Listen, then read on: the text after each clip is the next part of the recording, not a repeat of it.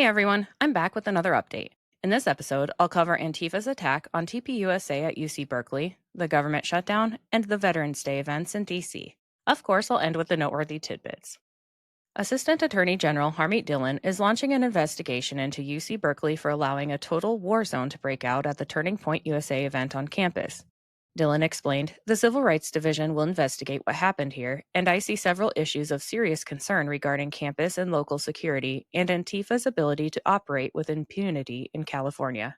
She formally demanded UC Berkeley preserve all records regarding their response to the mob violence, and she said there may be federal criminal charges filed with investigations into both the university and local police. Dillon explained, it is not a both sides problem. When a violent mob like Antifa comes in and attacks like this, it's what we call a heckler's veto. In First Amendment jurisprudence, and given the fact that there has now been a terrorist designation here, the Joint Terrorism Task Force is going to be looking into this together with the DOJ and the FBI. She also said, I also have concerns about UC Berkeley's history of not protecting conservative speakers on the campus. And I also have concerns as the top civil rights lawyer in the United States about whether the Berkeley police are doing their job under the law to protect citizens equally. That's an equal protection concern. It's the type of thing that we do bring in the Civil Rights Division, and we are going to be looking at that very seriously here in this case. Andrew Colvin announced that it's been confirmed that not only did Antifa plot an ambush on TPUSA's UC Berkeley, but leftists are fraudulently grabbing up tickets to their events en masse to make sure less conservatives can attend.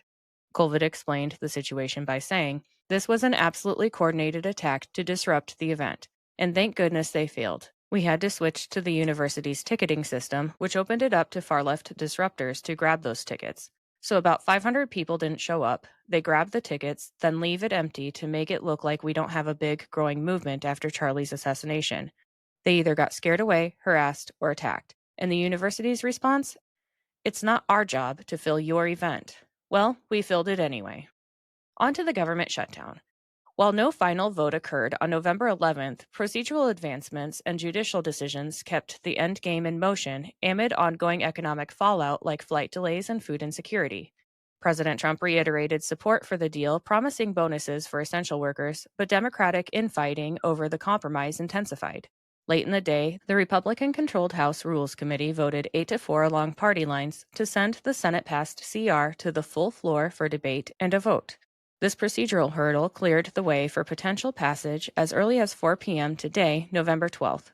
The measure includes full-year funding for agriculture, military construction, Veterans Affairs, and the legislative branch, plus a short-term extension through January 2026.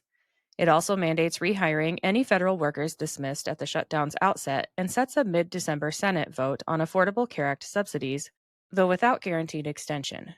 After a 53-day recess, lawmakers trickled back to Washington, navigating airport chaos from FAA staffing shortages.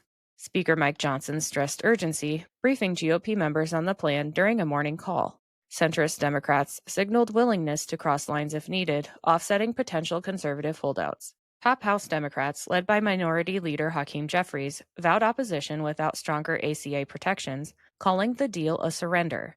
The 8 Senate Democratic defectors faced sharp rebukes, and Fetterman defended his vote, saying his party crossed a line by prolonging suffering. Progressives warned of 2026 midterm fallout as ACA premiums are projected to spike without subsidies. The court extended a pause on a lower court order requiring full November SNAP payments, siding with the Trump administration's appeal to freeze benefits amid the shutdown. Justices opted for a path of least resistance, deferring deeper review in anticipation of reopening, leaving 42 million recipients in limbo and boosting food bank demand. FAA delays persisted, with over 1,500 flights canceled or delayed nationwide due to unpaid air traffic controllers. Trump pledged $10,000 bonuses for those who worked through the crisis, and community responses ramped up. Let's switch to the Veterans Day events in Washington, D.C. President Trump and Vice President Vance, accompanied by Veterans Affairs Secretary Doug Collins and Defense Secretary Pete Hegseth, laid a wreath at the tomb of the unknown soldier in Arlington Cemetery. The ceremony included a silent salute during the playing of the national anthem, the Pledge of Allegiance, and a performance of God Bless America. Military officials and a color guard were present, with the event broadcast live and drawing a crowd of attendees, including cabinet members like Interior Secretary Doug Burgum and Education Secretary Linda McMahon. Trump and Vance delivered remarks at the Memorial Amphitheater, with Trump delivering the keynote at the annual National Veterans Day observance. Trump praised veterans as the mighty wall of flesh and blood, defending freedom for 250 years, and he touted administration achievements, including an executive order for the National Center for Warrior Independence aiming to house 6,000 homeless veterans by 2028. Trump also confirmed that since he took office, veterans' unemployment rate has plummeted by over 26%. As a Marine Corps veteran, Vance spoke briefly, urging Republicans to personally thank veterans for their service and sacrifice, stating, "Veterans Day is not just about history, it's about honoring the living who continue to defend our freedoms." He emphasized ongoing support for service members and highlighted the day's role in fostering national pride.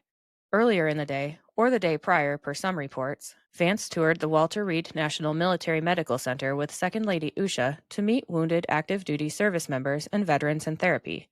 The visit focused on observing advanced care and rehabilitation, reinforcing commitments to veteran health investments. Vance shared photos on X, captioning them with gratitude for those making us proud every single day. Now it's time for the noteworthy tidbits, which are brought to you today by Big Fork Brands. Let me tell you about them quick. Sometimes I get on a roll cleaning or gardening, and I need a boost but don't have time for a meal. Big Fork Brand's pork jerky is the perfect choice to keep my momentum, offering high-protein snacks for on-the-go energy boosts. Not only do they offer pork jerky, but they also make pork sticks, bacon sausage, bacon hot dogs, and burger and hot dog sauces. Products come in a variety of delicious flavors, including Thai green curry and maple and brown sugar for the meat options, and gangster and Chicago fire for the sauces. I personally think the original flavor of the pork jerky hits just right after tackling a big chore. It's a little salty and very flavorful. My discount code gives you 20% off your entire order, and it's currently the best deal available. Just visit bigforkbrands.com and enter in my promo code JADE, that's JADE, at checkout. All right, let's get back to the tidbits. Harris County, Texas was caught illegally sending over $1.3 million in taxpayer funds to prevent the deportation of criminal illegal aliens, with the funds flowing into NGOs that fight President Trump in court. In response, Texas Attorney General Ken Paxton is suing Harris County because, in his words, "We must stop the left-wing radicals who are robbing Texans to prevent illegals from being deported by the Trump administration." President Trump endorsed Texas Lieutenant Governor Dan Patrick and Texas Governor Greg Abbott for re-election. Utah Representative Matt McPherson is filing to impeach a radical leftist judge who unilaterally created a new Democrat congressional district. Secretary of State Marco Rubio is now in Canada for the G7 meeting. President Trump has now confirmed that if the Supreme Court strikes down his sweeping tariffs, the total amount that would need to be paid back will exceed $3 trillion, so let's hope the Supreme Court approves the tariffs. Trump also announced that he's going to lower tariffs and bring in more coffee so that the prices go down. That's all I have for today. I'll be back with another update soon. Until then, please like, subscribe, and share this podcast, and follow me on Instagram and X at Shades of Jade Pod. Thank you for listening and have a great day.